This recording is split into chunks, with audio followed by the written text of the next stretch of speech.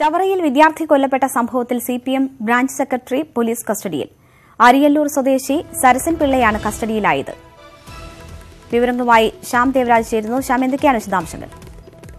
അല്പസമയം മുമ്പാണ് CPM branch secretary സരസൻ പിള്ളയെ Chavara police കസ്റ്റഡിയിലെടുത്തത്. ഇദ്ദേഹത്തെ ചവറ CI ഓഫീസിലേക്ക് മാറ്റി.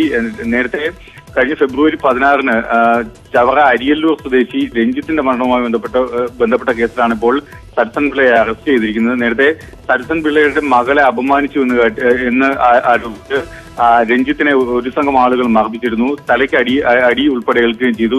ഇതേ തുടർന്ന് കഴിഞ്ഞ ദിവസം മാർച്ച് 2-നാണ് ഈ രഞ്ജിത്ത് മരിച്ചത്.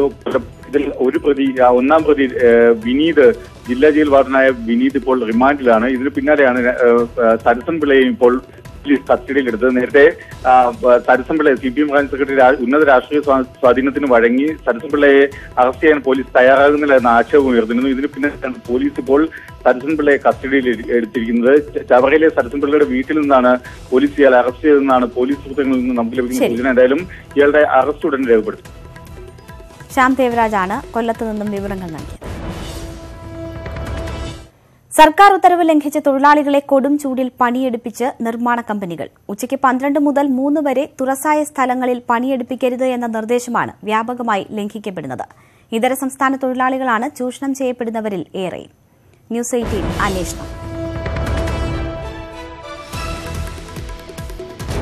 കഴിഞ്ഞ മാസം 26-നാണ് നിർമ്മാണ മേഖലയിലടക്കമുള്ള തൊഴിലാളികളുടെ തൊഴിൽ സമയം പുനഃക്രമീകരിച്ചുകൊണ്ടുള്ള ഉത്തരവ് പ്രാബല്യത്തിൽ വന്നത്.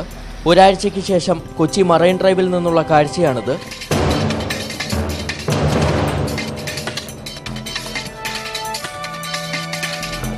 ഉച്ചയ്ക്ക് 12 മണിക്ക് ഞങ്ങൾ കണ്ട ഈ കാഴ്ച 2:30-ക്കും തുടരുന്നു.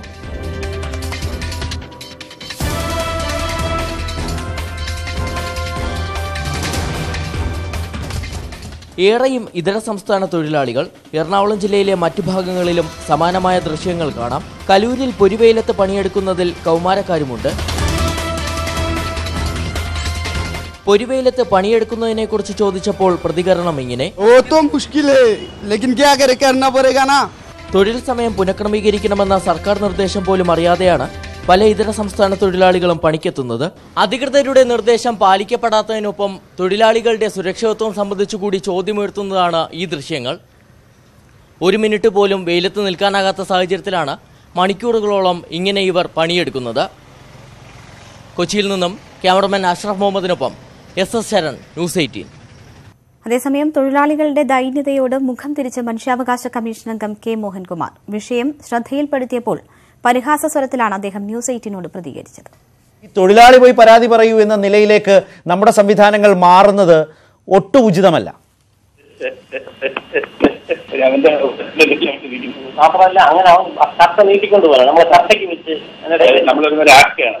ശ്രീ മോഹൻകുമാർ, കാര്യങ്ങളെ കുറിച്ച് സംസാരിക്കരുത് എന്നാണ് ഞാൻ പറയേണ്ടത്.